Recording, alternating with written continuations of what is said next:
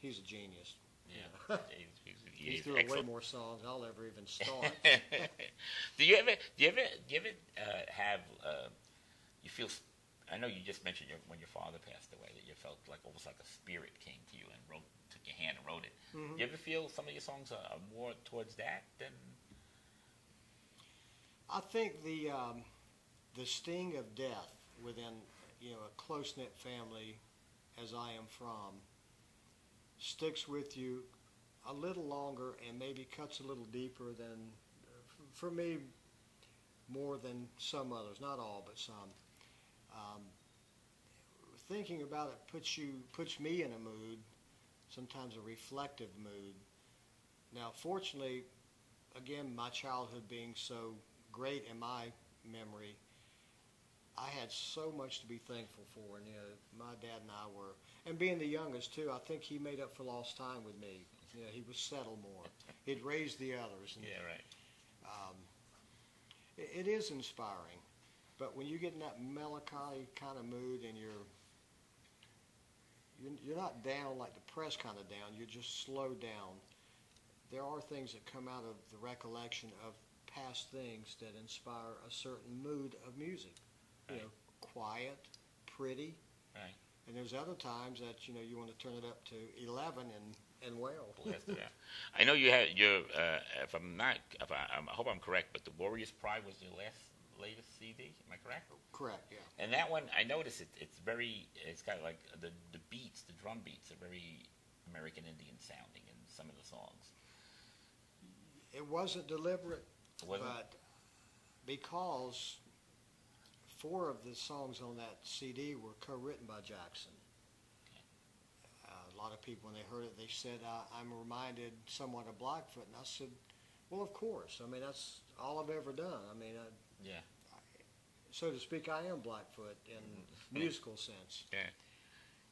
And there were some of those songs that we had worked up in previous years to go on demos, hopefully to go on an album that didn't make the final cut, and some that never even got demoed other than Jackson and I on a little reel-to-reel tape recorder. But yeah, there is a familiar sound because when you're with something that long, Right. you kind of become that. Yeah. And the title track was written by a friend of mine who also co-wrote, I think, 4 songs with me. Great Spirit was one of those. So you do have that tribal beat. And even though I recorded that with studio musicians I had never met in my entire life, I walked in and there they were, and it's like, teach us the songs. I'm like, well, I can't write it out. I'll hum you the parts. Yeah. But I lucked out and got a drummer that kind of had that tribal feel. And And he was 20, 21 years old at the time. It's amazing. And he's with Montgomery Gentry now. I'll see him Saturday night coming up. Okay, other than the Beatles, I know when you were younger you idolized the Beatles. What musicians do you look up to now?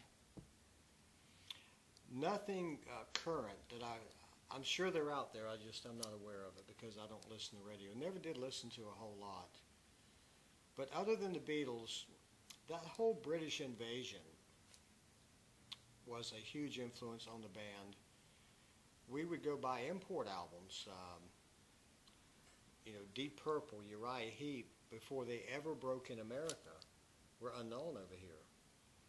And we would do a lot of their material back when we were doing 5 sets a night, 7 nights a week. You had to come up with a lot of songs.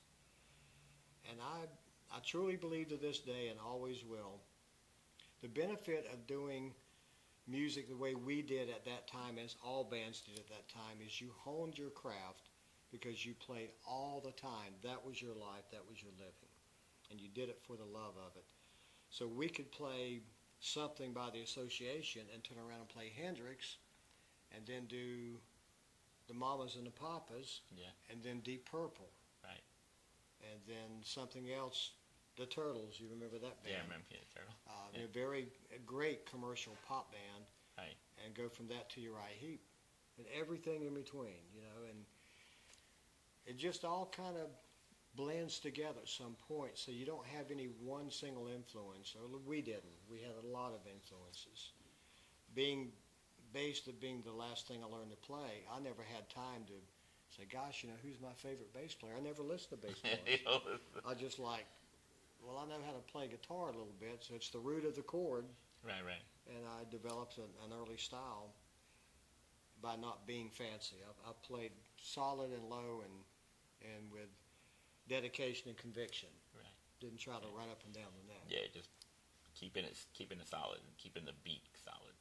The rhythm section. Yeah, the rhythm part. Drums and bass. Yeah, Yeah. that's the heartbeat and the backbone of every band. Every band, right? True. Of course, I have to say that because I'm a bass player. Yeah. Also, when you're on stage, and this is getting back maybe to the lighter side of everything, did you ever have a real funny experience when you're on stage? Something that you guys, like, you were hysterical on stage? Something happened? Anything really super funny? Well, one thing comes to mind right away is Charlie, our guitar player, is, I don't know, 6'4". He's a big, tall guy. I think he was born at about 6'1", I think. Big man. He tried a pair of different kind of pants one time, kind of parachute material, which was very out of character for him. And he hadn't been out there the third or fourth song, did one of his, leaps and spread his legs a little bit and ripped the whole crotch out with no underwear. And, 12,000 people, what do you do? I mean, it's like, whoa. Thank God he had a low-slung Les Paul guitar, but, when you're doing like this. Yeah, right. It's gotta be, right. So, I mean, the reaction must have been unbelievable. You guys must have been hysterical up there when you were up on the stage. Well, the three of us could hardly finish the song. We're like, oh, my God. It was a funny moment. The crowd loved it, but it was not planned. Okay, what can you say to our viewing audience to inspire them, people who want to be musicians, people who are interested in the music business? What can you tell them? Give them some kind of a confidence or something. If it's in your heart and in your nature, and you have the conviction, I think you have to have the passion, then the conviction. Go for it. If you know how to play a few chords or a few things on a piano, you want to do it for fun, that's okay too. But if you want to do it professionally, you don't have to. It helps to have a gift. But if you can develop the passion after the gift and then you apply conviction and the dedication to it and do it for the sheer love of it, that's my advice. It's not for everybody. It's not a bed of roses. But with all the ups and downs, I will say that I wouldn't trade what I've done and accomplished through all the bad parts of it for anything. And if I had to go back and do it all over again, I'd say, back me up, let's go. Because you take the good with the bad. And even at times when there were more bad times than good times, the good far outweigh the bad. Emotionally and spiritually inside. It's like, wow.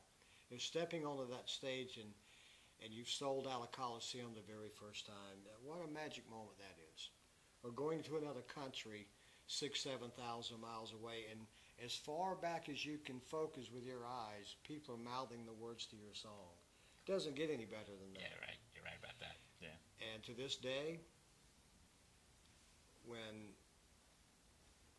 right before I go up on the stage, I still get butterflies in my stomach. And I'm not nervous. I'm excited. And I'm thinking, this could be the last time I ever play in my whole life. It could be the last night that I step up on the stage. And this is opening night. Every night is opening night. It's all inspiring, and I'm so grateful and humbled by the fact that the band I put together 41 years ago, almost 41 years, September